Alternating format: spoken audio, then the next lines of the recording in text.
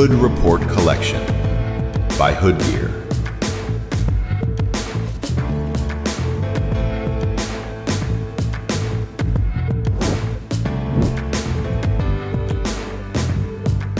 The Hood Report Podcast, brought to you by Hood Gear. What up, though, and welcome to the Hood Report, the spot where culture meets competition, and even on Sundays, we spit real shit. Joining me here today, we're a little depleted on the cast, but hey, me and Martin here today. Martin, what up, though? What up, though? Let's do this shit. Hey, we're gonna bring it to you hot, heavy, give you some hot takes, give you some hot picks, and give you some hot insight on the upcoming series. But today we're focused on NBA action. It's getting to the point, Martin, where this is the best time of the fucking season for the NBA. Yes, sir. Yes, it is. I mean, Game 7 tonight. I mean, hey, that's the best two words in sports. It's fucking Game 7, baby. Let's go.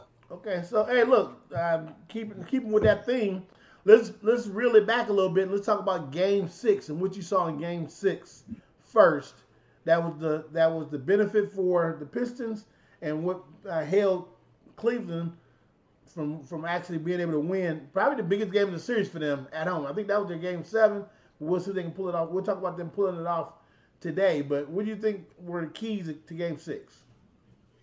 Well, the first key, the first problem is Cleveland fucked up. I mean, at home in a closeout game, and they didn't bring the energy to close the team out.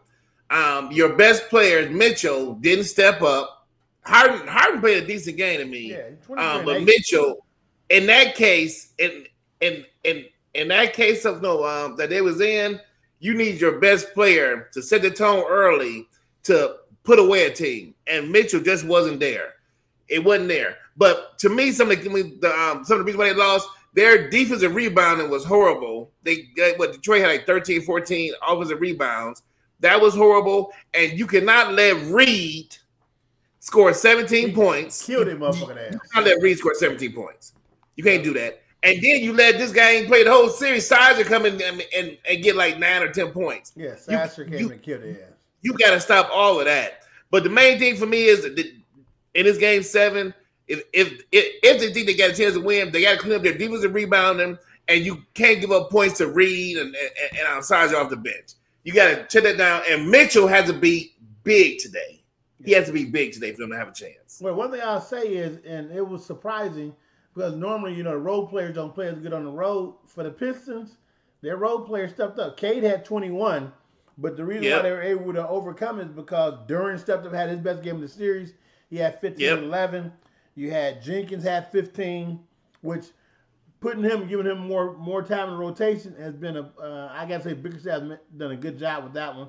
He had 15. Yeah. You had Duncan Robinson came back after being injured the prior 14. game. Like, who the fuck is injured for one game and he come back the next game? His punk ass played the game before. But anyway, that's another story for another day. But 14, then Reed, like I said, big time 17 points. They let the Pistons shoot 52% from the field and dominating the paint with 48 points versus 28 points in the paint. You can't have all of that happen. Give up points to the role player. Have Cade have a down game, and you get your ass whooped and lose. That's why they lost, because they didn't come out early. And 20 turnovers. Oh yeah, 20 fucking turnovers in the game. You can't have 20 fucking turnovers in the game. Most of those unforced. Yes. Dumbass, goofy ass turnovers.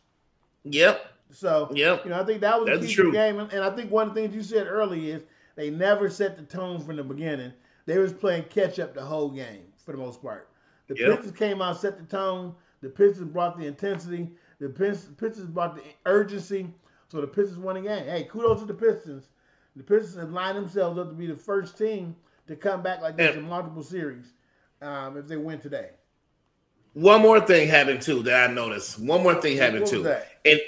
In Game 4, Mitchell was having a bad game. In the first half, having a bad game. Coco was in the first fucking row, and I don't know what she did to him at halftime in Game 4, but we all remember what happened. The boy came out and had 39 in the second fucking half. In Game 6, she wasn't at the game. Coco, Please come to Game 7. We need you for Game 7, Coco. Come on now. I hope she planned on being there. Man. Hey, the thing is, look, from Detroit, we support the Detroit teams, but that don't mean you got to be a fan. I'll say this. Right. The homies will be going fucking crazy if these fucking Pistons win it. We're never at the end of it. So, right. Hey, we'll see what happens. And I don't want to hear it. I don't want to hear it. But congratulations on Game 6 win. The Pistons earned it. The Pistons came up. That was a good win. They did what they do. They basically, I tell you, they punked the Cleveland Cavaliers. Because they did. Game 6, they did. Even when you look at the boards, you have Mobley had fucking 6 rebounds, which I don't know what the fuck his deal is. At 7 feet, he only averages like 6-7 rebounds a game. And then you had Allen only had 8 rebounds. Like if you're not gonna score, that's crazy. Then y'all motherfuckers gotta get out there and rebound, right? Yep. It don't make sense. But I think they got to do it as a team collectively for everybody to get down there and get them defensive rebounds. Forget about running out and all that stuff. They need everybody to get down there because obviously their big man can't do it on their own.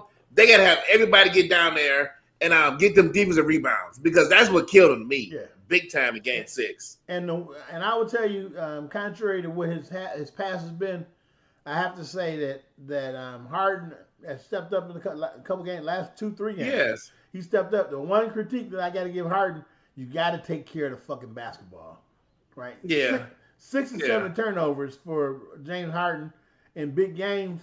Those are possessions where you cannot afford to throw those away and let the Pistons get out and get out on the break. They scored 30 points from turnovers. Harden, you got to be the leader in that, not a follower. You got to take better care of the ball. I agree. I totally agree. Agree. So now we fast, and if you're on now, weigh in. Let us know what you think about Game 6. What was the contributing factor? What did you see happen that actually led the Pistons to be able to get the big fucking victory? I mean, that's a big victory in the history of Detroit sports basketball for the Pistons. Big victory, not a championship, but a big win for this team and for the city. So I'm happy about that part for sure. So weigh in, let us know what you think. No. Go ahead. Yep. No. It was a big win. It was a very big win. I mean, so far in this playoffs, I think they're like 3 or 4-0 when they're in the closeout game. So they have stepped up when they needed to. And you gotta give them props for that. You gotta give the coaches props and the players being prepared and ready, backs against the wall, and they stepped it up. Yeah, they have. Yeah, kudos to them for that. Now the big thing is, now both teams are facing elimination. Now both teams, Game 7 today, both fucking teams got to come out urgent. What do you see as the keys to Game 7? And then we'll come back to the prediction later. What are the keys on both sides for you for Game fucking 7? Big game today in the D. What do you think? First for Cleveland, I just think Cleveland needs a big game from Mitchell. Big game from Mitchell. Harden, if I'm Harden, if they can just get what they've been getting out of Harden the last 2 or 3 games, I think that'd be good. The turnovers, they got to clean up the turnovers, and they got to clean up that defensive rebound. They got to be able to rebound the ball, and they gotta. You can't let these guys off the bench for Detroit, Reed and Sager and even Robinson. I think you got to keep them all under control if you think you're gonna have a chance today. Now it's gonna be tough because the Pistons at home, and the role players at home, ain't feeling good. So, but that's the keys for them: defensive rebounding, stop the turnovers. Mitchell got to have a big game.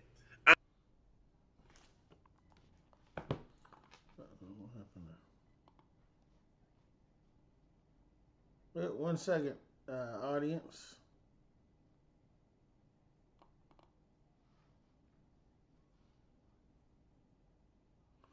Technical difficulty. We'll be back here in just a moment. Live with the broadcast here, talking to NBA. We're going to hit it. Back on? Now you back on.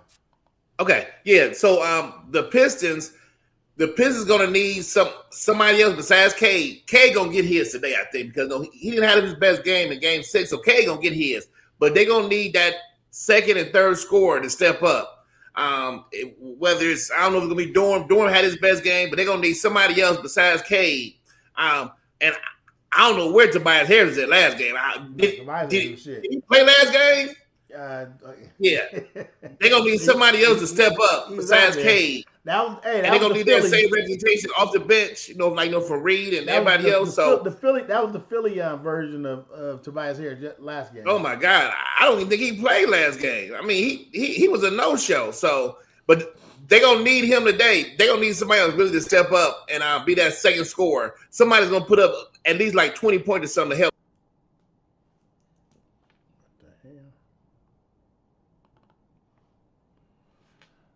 Yeah, so I do think the same thing. I get into my parts and points on the Pistons winning today.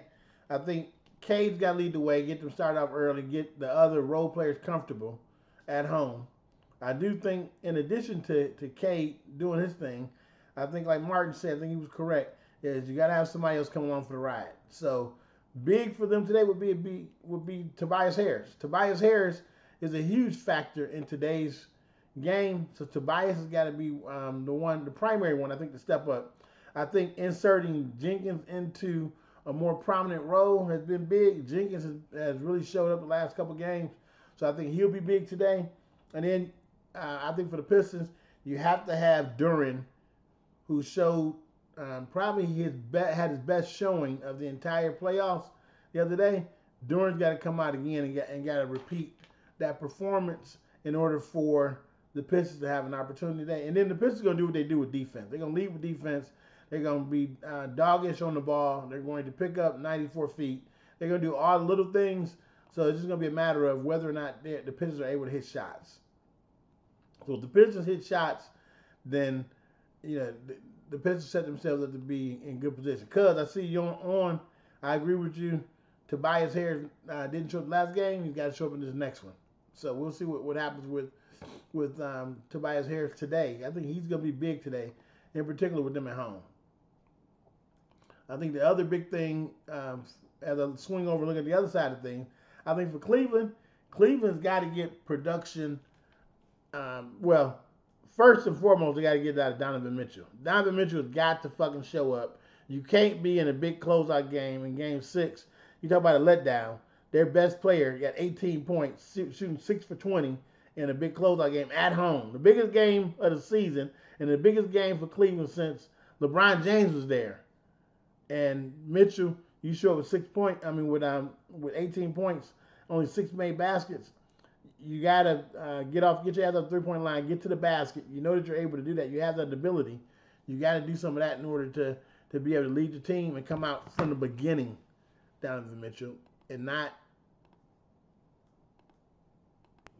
towards the end. So I'm just talking about my Detroit Keys. So I'm saying, like as you said, I think Donovan Mitchell's got to come out from the beginning. He's got to take the ball to the basket. See the ball go through the basket first before you start settling for all them fucking wild ass 3-pointers and shit. Disappointing.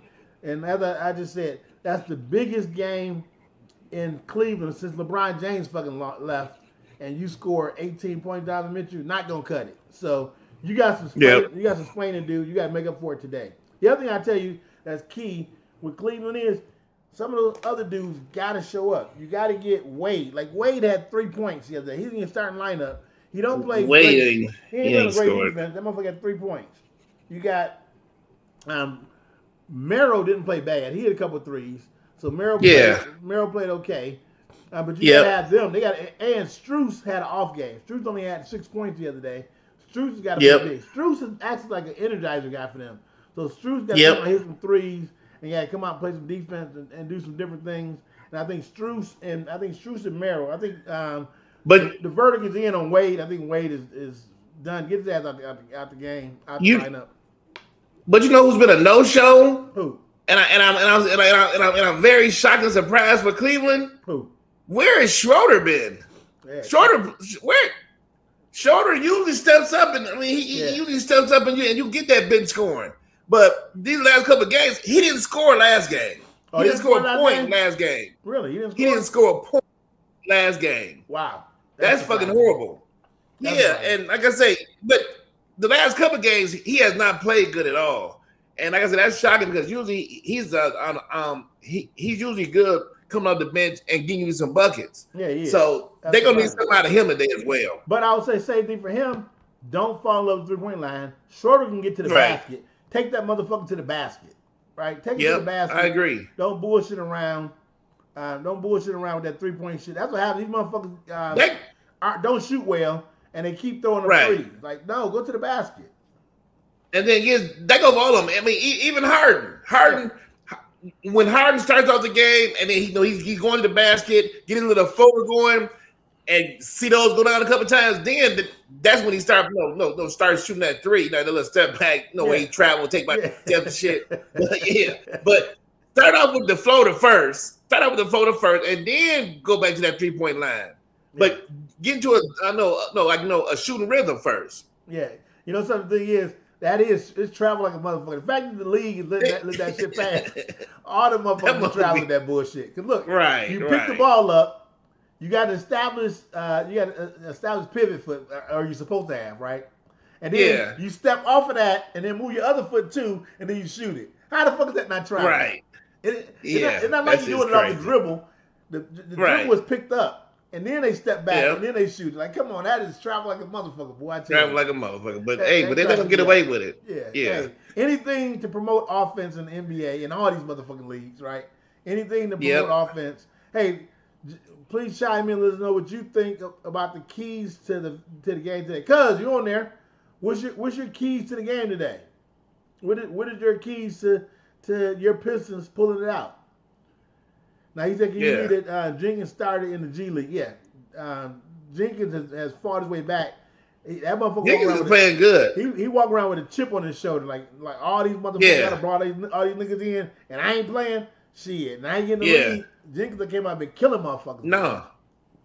Jenkins has been playing good. He's very aggressive. He ain't been playing timid. And he's been playing good basketball. Yeah.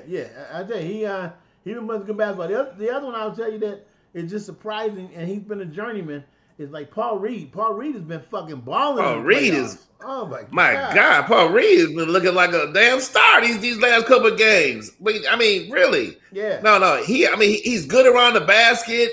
He going off the dribble a little bit. I mean, damn, where'd this shit come from? Yeah, but Paul Reed, that motherfucker playing good as hell. That motherfucker's been playing good. Hey. Yeah, he has. In particular, when you go back to Game 5, was it Game 5? Yeah. Game 5, when they set Duran's ass down the whole fourth quarter, and Paul Reed was playing, which was a good move because Paul Reed was motherfucking balling.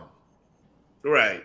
So, I think contributions by all of those guys, and the thing that kind of makes you feel like Cleveland might be in trouble is those guys all play good on the road. Now they're going back to the crib. Cleveland, if Cleveland don't come out early and establish doubt for the Pistons, Cleveland, if you look at every game in the series, Cleveland for the most part has been trailing the whole series. And then they end up come back in the third quarter, right? Yeah. Cleveland got to come out today, and they got to establish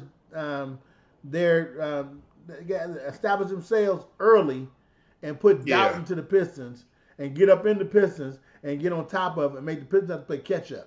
If Cleveland comes out from the beginning, they play from behind, they're fucked.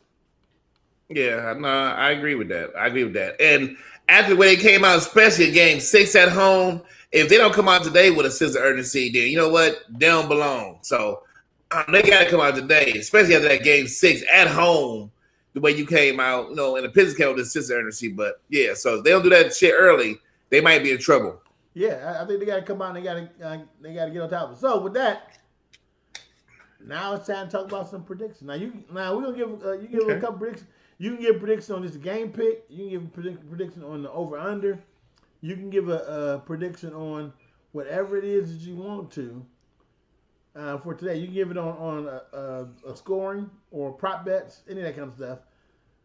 Call your pick for today. What do you think? What do you think about today? What's yours?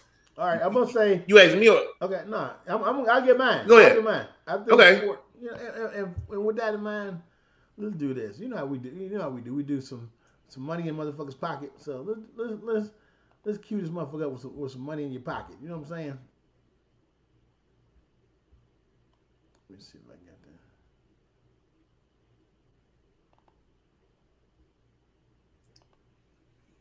that. Y'all know what time it is.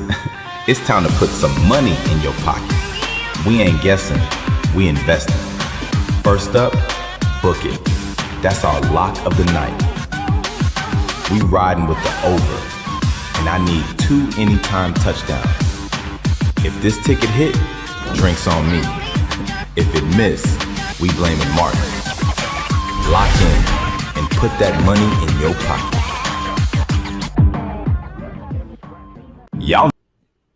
All right, that's right. That segment, money in your motherfucking pocket, baby. That's what we're trying to do. Me and my brother here today, we're going to put the money in your pocket. I think my hot first pick, and then I'm going to look at some of the others. My hot first pick is, I think Cleveland blew their best chance. I think the Pistons run their motherfucking ass out the gym today. So I'm going to say, take the Pistons, minus that 4.5 points, and I think they're going to run Cleveland's ass out the motherfucking gym. Cleveland, let one get away. They got a history since LeBron James has been gone of choking in big games. I think they're going to be another choke show today. I think James Harden is not going to let the ball go. You know, in closeout games, James Harden averages only like 8 shots over his last 4 or 5 closeout games. So he ain't going to put the ball up. I think Cleveland's in trouble today. So right here, I'm going to tell you this, I'm going to say book it. Although I picked Cleveland in our picks, I got to say it. I think Cleveland let this series get away when they lost Game 6. Okay. All right. I just got one thing to say. Detroit basketball. Not so fast, my friend. Right. As my boy Lou would say, not so fast. I think today, I picked Cleveland from the beginning of the series. They let me down with Game 6, big time in Game 6. They let me down. They let themselves down. Everybody else. Down. I think today they're gonna come out today though. They're gonna come out early. They're gonna come out focused, and I see a big game by Mr. Mitchell with Coco sitting in the first fucking row. I see Cleveland getting the win today at Detroit in a Game 7. They're gonna do it. They're gonna bounce back. They're gonna clean up that defensive rebounding. They're gonna slow down on the turnovers. But a big game by Mitchell, and Harden does just enough. Harden is gonna hit the big shots in the end today. I think Harden will hit some big shots at the end. I think Harden gonna hit some big shots in the end today. And Cleveland goes to Detroit. And I'm sorry, Detroit basketball. Not today. Cleveland win Game 7. Let's go. Did you say is that James Harden from the Harden family? Or are you talking about another Harden? James Harden is gonna hit some big shots today. Wow. Hey, James Harden's been the most consistent player these last 3 games. He been their best player, and a couple games, them close games. Who hit the big shots? Yeah, James Harden. Big shots. So, yep. I think another. I'm on roll with him one more time. He done let me down in the past. He let me down a few times in the past, but I think today he gonna step it up. Hit some big shots. Cleveland get the win in the close game today. I think another safe bet is I like Cade to get over 25 today. Cade's gonna come out and be ultra aggressive. I think Cade is gonna come out. He's gonna be whether you shoot good or not, he's gonna let that bitch go. He ain't look. Oh yeah. Cade ain't gonna leave it in the chamber. Cade gonna come out and be aggressive as fuck. He shouldn't. Today. So I think Cade gonna get over 20 points. I think that's a good bet. And then there was another one I was looking at. I think Duncan Robinson doesn't show up today. I think Duncan Robinson is going to be a no-show. Yeah. So yeah, I would take the under on the points for Duncan Robinson after hitting 4 threes the other day. I don't see him doing it again today. So I think that's what's going to happen. So we'll see what Harden's going to do. Yep. Is Harden going to show up? Harden going to show up today. I think Harden going to show up. He's gonna show up. He's like I say, he's been their best player the last 3 games. Game 7 though. Yep, it's Game 7. But it was a big Game 5, and he stepped it up. So I think he's long overdue to have a really good game in Game 7 because in the past he hasn't shown up. But today he got some help. Mitchell's gonna lead the way in scoring, but just watch down the stretch. They're gonna be giving the ball to Harden. Right. And I think Harden gonna get it done. So Q is saying with that 4 step. with that 4-step three.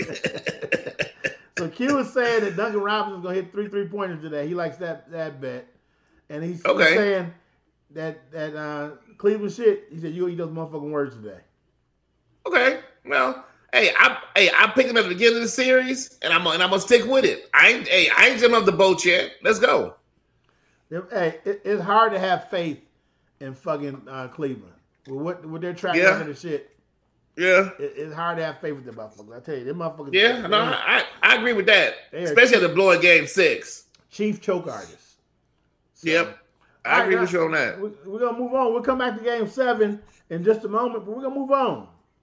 Probably the most compelling fucking series of the playoffs that we all been waiting for.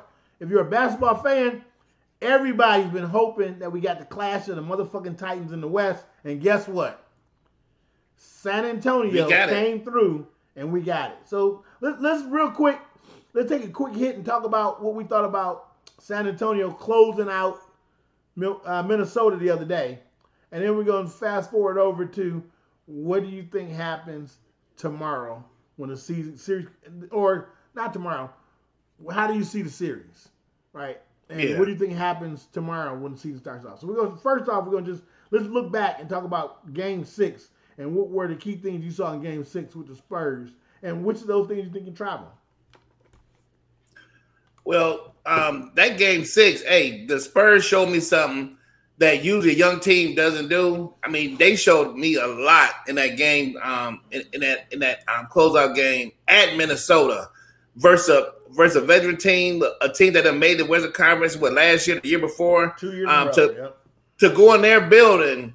To go in there and build it and not just win, whoop their ass like that by 30, they showed me a lot. This Spurs team is serious. I mean, they ain't nothing to play around with. They're a young team, but they have showed what they can do in big games. Victor, of course, Victor is the head of the snake, but he has a lot of young pieces around him, a lot of good pieces around him that play some really good basketball. So Spurs showed me a lot by winning that game the way they did. They did. I think, like you say, the manner in which they won is unprecedented for them to come in as a young team and be able to, because when you got a team on the ropes, the hardest game to win is the closeout. And they came in and just dismantled fucking Minnesota. So it was impressive. Hit 18 threes. You had Castle coming out going to the basket. You had Wemby coming out early doing his thing. I just think that San Antonio team, they're defying all the odds. They're defying all the odds, right, and are defying all the historical approach to looking at it, where teams got to learn a lesson. They got to go through the roars. They got wars. They got to go through the rigor. They got to take some losses. Right. They take the bad losses. Now, that's not to say it may not happen in this series here, but the fact that they find themselves after overachieving in the regular season, that they find themselves here at this point is incredible. Yep. Yeah, so kudos to Miss Johnson, the coach, don't get enough credit for the job he's done from standpoint of constructing the team. The motherfuckers got talent. I mean, they're Wemby is no joke, but their guard play is fucking ridiculous. And I'll tell you, that motherfucker Harper he play like a motherfucking veteran. Yeah. It's like he don't give a fuck in the playoffs. Harper don't even realize it. Right. So I would tell you, just from that standpoint, what they got, and that's not to put anything down against, because you got Harper coming off the bench, you got fucking the 6th man of the year coming off the bench, Keldon Johnson, you got fucking Fox. You got fucking Champagne, who's the number 1 3-point shooter in the playoffs. You got fucking, it's ridiculous. They got riches. So I would say kudos to them in game 6. They came through. They did what I didn't think they could do. I thought Minnesota would be able to push it to a game 7. And San Antonio came out from the beginning. Yep. And smacked it. Yep. And look. Go ahead.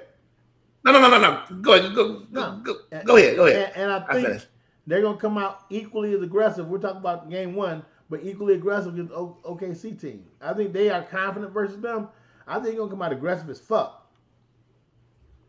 And for them to have Anthony Edwards waved the white flag with 8 fucking minutes left in the closeout game. That is that you know how dominating they were. They had this motherfucker wave the white flag and throw in a motherfucking towel. He threw in the fucking towel with 8 minutes left. That's how dominated that they played in that closeout game. That just showed that. That's crazy. They whooped their motherfucking ass. I mean, it was over. Finch threw in the towel with 8 minutes left. He pulled all starters out. That is crazy. He knew they wasn't motherfucking coming back. Yep. So, all right, now let's fast forward. Let's looking at this OKC and San Antonio series. I'll start it off. I would say the compelling thing is that normally regular season success doesn't lend itself over to postseason success. So Spurs won 4 out of 5 games during the regular season, and in the tournament, the in-season tournament, they beat them. Yep. They won 4 out of 5 times during the regular season. What I do think is that the playoffs are a whole nother level. I would say I think this San Antonio team is not surprised by that level. I think San Antonio is a matchup problem for OKC. And the other thing you know about OKC is, when you look at 4 out of 5 games, a couple of those after they whooped OKC and they were talking shit, you know OKC don't just give away games in the regular season. OKC is coming to play every night. So if they're one of the teams, if you beat them, then the shit means something. Now, it doesn't mean they're going to win the series. I don't know. We'll talk about that in a second. But I would say OKC is not just giving it up. I think what this comes down to is this. I think OKC has got to be able to rattle San Antonio. They got to be able to create turnovers so they can get out on the break and they can go out and score when the defense is not, when San Antonio's defense is not set and Wemby's not there. Number one thing for OKC when I look at their side. Number two thing is you got to continue to get good play off the bench like they got from McCain and they got from Mitchell.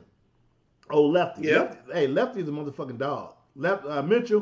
Mitchell's been balling. That motherfucker averaged 19 points in that last series, right? So took some of the sting away from losing Williams, and I do think to beat San Antonio, they're gonna need Williams back. Now, how effective he'll be in the series is tough to say because he's been out for such a long time.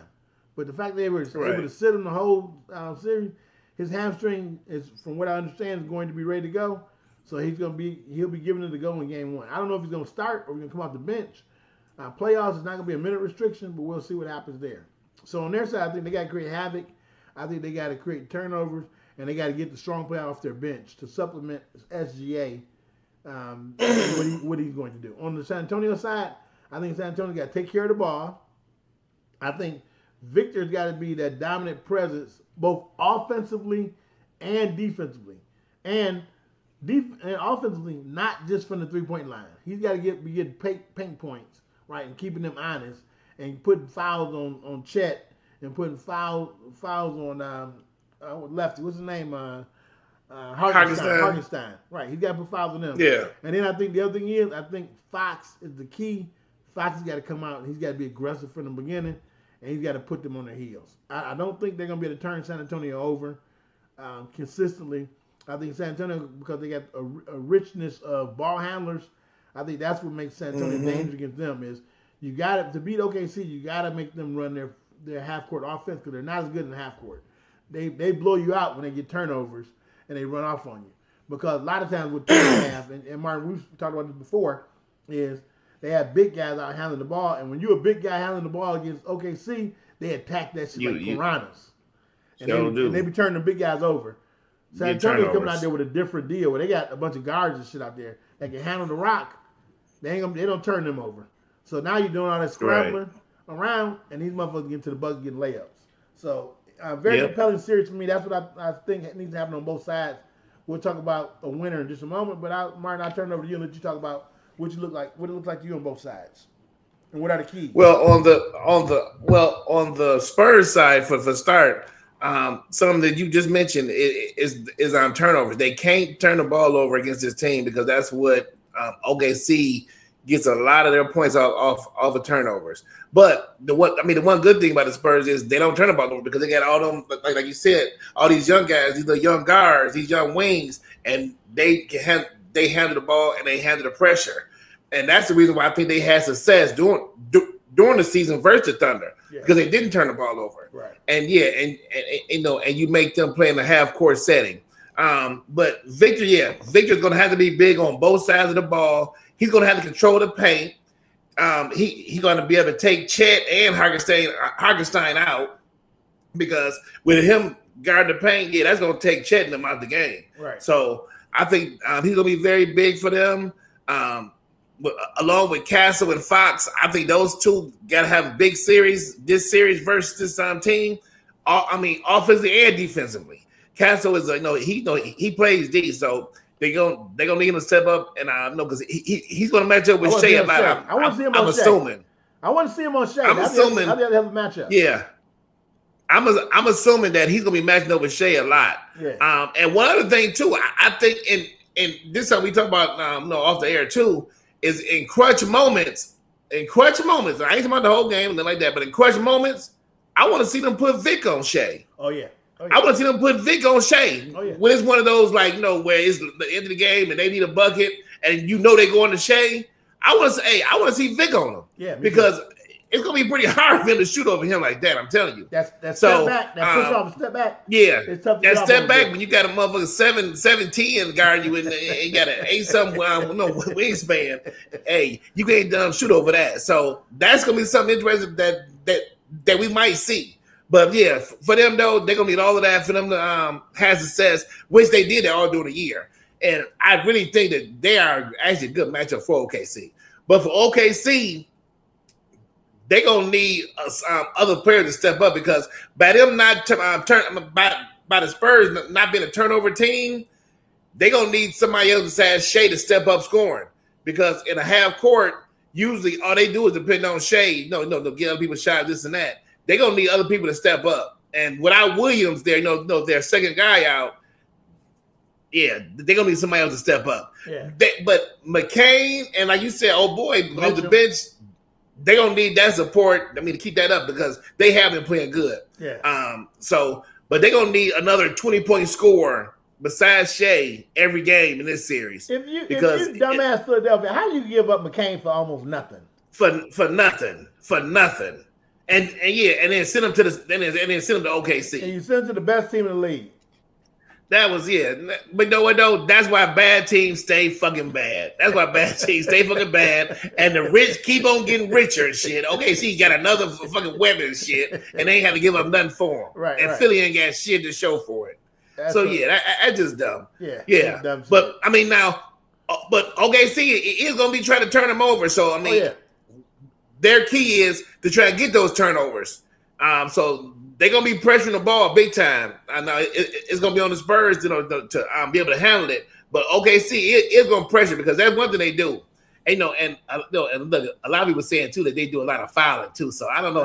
Fouling, flopping and shit. They say they do a lot of fouling. They do a lot of fouling and flopping. Yeah, a lot of fouling and flopping. Yes, they do. Them motherfuckers are but no, it's going to be an interesting series though because this is a really good matchup.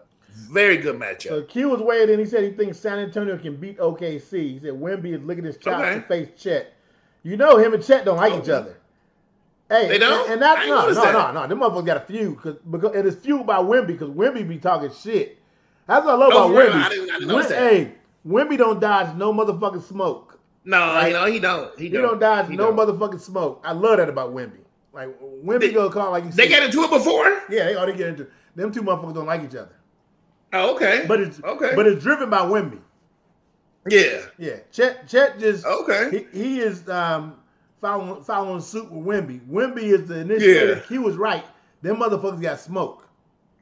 I like that. Hey, I like that. Because Wemby didn't like they're trying to compare them.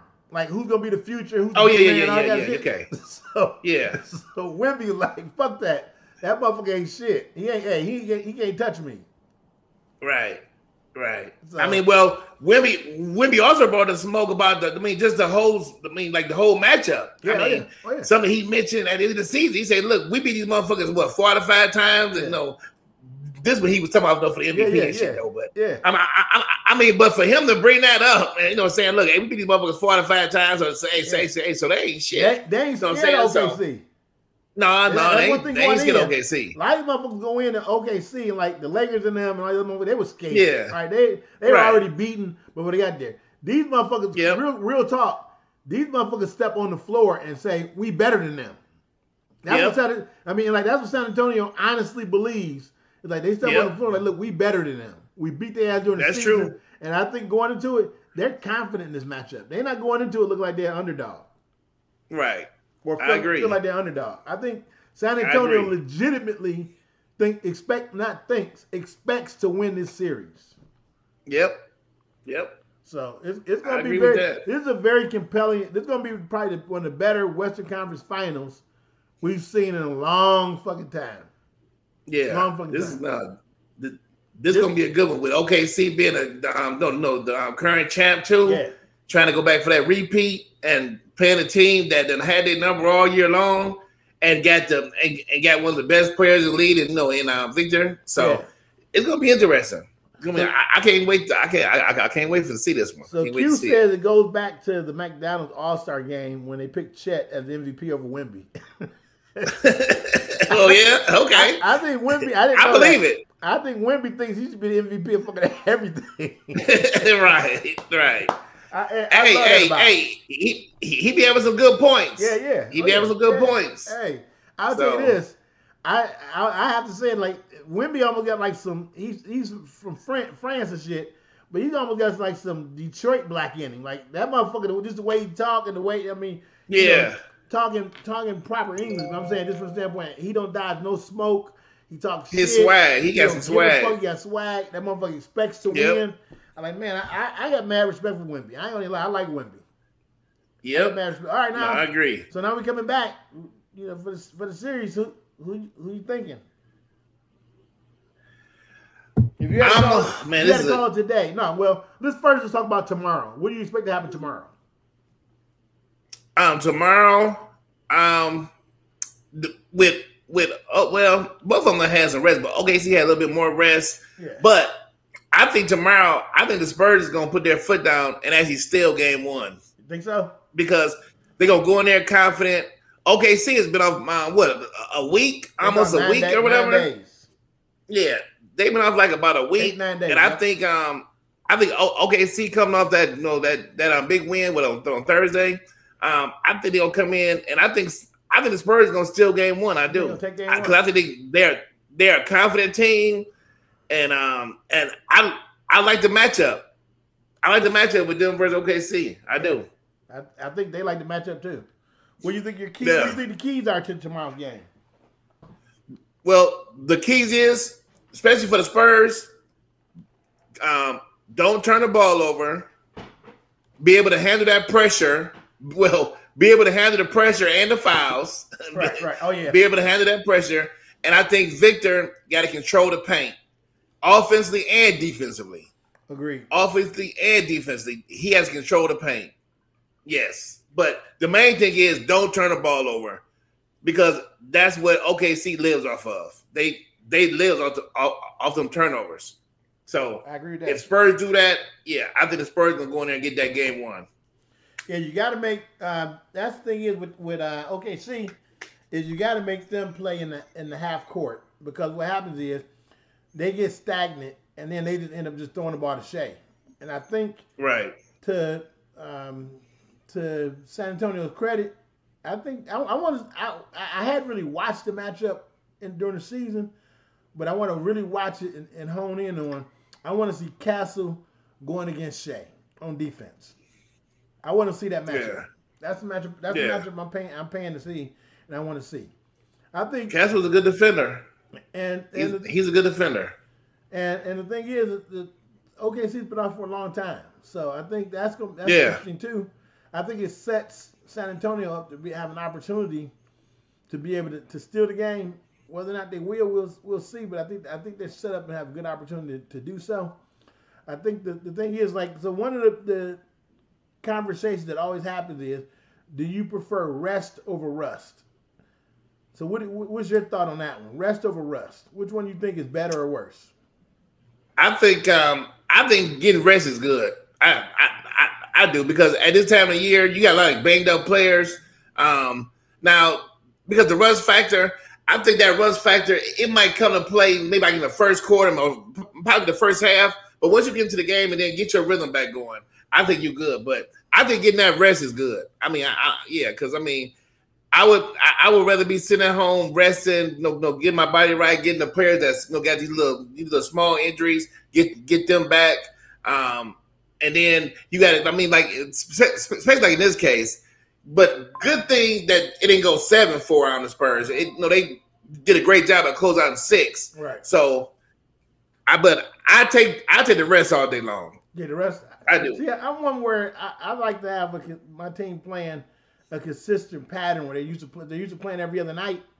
Then I like to see them play every other night or every 2 nights.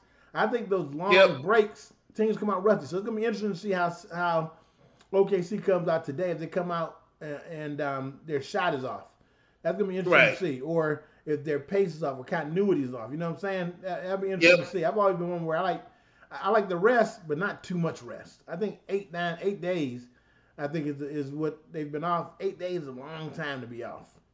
Yeah, it is. So it is. 3-4 days rest is good, but 8 days is a long time. But it allows OKC to get Williams healthy. So Williams be able to play. So, from that standpoint, a benefit for him. Right, so now here on the air, first thought, your initial thoughts, and I'll go ahead and go first. What do you think about the series? I'm going to say the champions are the champions until they ain't the champions no more. And I think this season you haven't had a repeat championship since Golden State did it. I think you won't have one this year either. I'm gonna take the Spurs in fucking 6 games. I think the Spurs match up well. I think Dylan Harper is going to be one of the keys to the series coming off the bench, right? I think Keldon Johnson is going to be another key coming off the bench that'll offset anything that's coming off the bench on the other side. I'm going to take Wemby and the Spurs and their confidence to knock off OKC. I'm going to take OKC in 6. I'm going to take the Spurs in 6. Spurs in 6. Yep. Well, the one thing I've been preaching about all playoffs, is it's all about matchups. It's all about matchups. And I think in this case, the Spurs matches up very well with OKC. They match up very well. They're a confident team against OKC. They have the wing players, and they have the best player, I think, in the series in Big Vic. So give me the Spurs. I'm gonna say the Spurs. I think it's gonna go 7. I think the Spurs. They win OKC game 7. I think it's gonna go. I'm gonna give OKC 3 games. Give me the Spurs to win in 7 games. This is gonna be a classic series. 2 good young teams. You got the champion team going for a repeat. So, but I just think it's a bad matchup for them, and I think the Spurs is just really ready, and they're gonna be prepared, and they're gonna win this series in 7. Now, this, if Shay is watching this, Shay gonna take offense to what you said about the best player in the series being on the Spurs and not being him, because hands down, most people say he's the best player in the league right now. What do you say about that? Hey, take it, write it down. I don't know what to tell you, but put it on the board. And maybe that's your motivation. But the fact of the matter is, I'm talking about the best player. When I say best player, I mean best player on both sides of the ball. Give me Victor all day long for both sides of the ball. And I think that he's going to control this series by doing that, by controlling the paint and on the offensive side and defensive side. Right. So give me Victor all day. I think Victor is the best player in this series. All right, they're going to be fouling the fuck out of him. Can he handle it? Hey, Minnesota tried that same shit. They did. I mean, Minnesota played them very physical, especially that game 1. I mean, that game 1, they was damn near fighting and shit. But they played them very physical for the series, and he got through that, and that showed me something right there, because I thought that was going to be a problem for him, honestly, at the beginning of the playoffs. But he proved that he can play through that, and he gonna do it this series as well.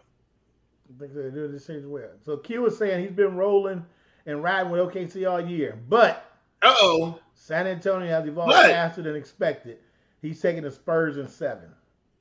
What? He beat the Spurs in 7. Oh, cuz I don't think you switched up. Like, you've been talking about OKC all year long. Him and Tweety been talking about OKC all year long.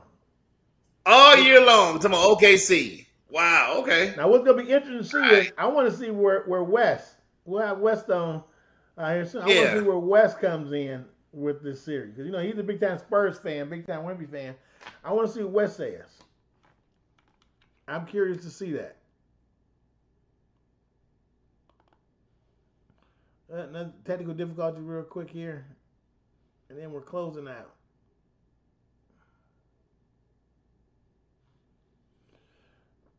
All right, so big on this. I would say big with this series coming up though is I think first and foremost, obviously the first 2 games have been playing OKC.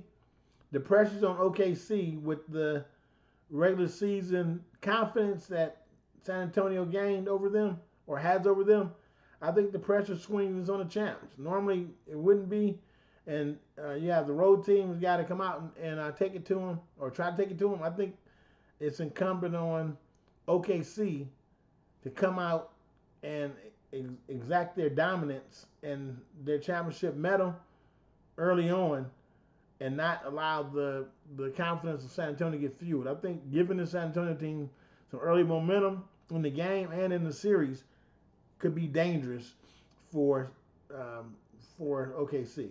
This is uncharted territory, uncharted grounds. So Martin, what I'm saying is I think the pressure I think is on OKC because the confidence I think that they come in with is undeniable for San Antonio. So I think San Antonio it's incumbent or important for OKC to come out and to be the aggressor. I think the pressure's on them. On OKC? Yeah.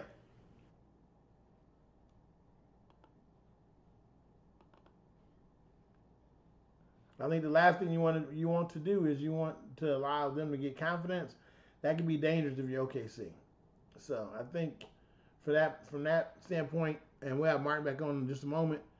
I think from that standpoint, that is the that is where I stand, and that's what I think is going to be important in this series. That OKC really needs to come up and go up 2-0. I think giving San Antonio confidence could be a problem. In particular, if you let San Antonio come on and get game 1, this motherfucker could get ugly, right? Because I think they feed off the confidence, and that could be a problem. It could get ugly and be ugly for OKC in the event that San Antonio is able to come out and prove that the regular season was legit, and if they're able to come out and get a quick 1-0 series lead, it could be a problem. So, all right, well, it looks like this is going to give us problems from here. So with that, we're going to go ahead and get ready to close out. Call it a day.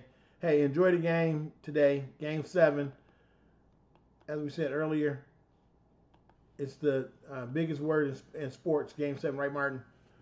That's right, Game 7. So real quick, what I was saying before when you got kicked out is just I think it's incumbent of OKC to come out and get both of the first 2 games because I think failure to do so, I think could be a problem for them if they don't come out and take control of the series early. That San Antonio confidence could be a problem. Yep, I agree. So with that, hey, enjoy the games. Game 7 today, Game 1 tomorrow. We got a great back-to-back days for NBA action. Anything else you want to hit, Martin, before we jump off this motherfucker?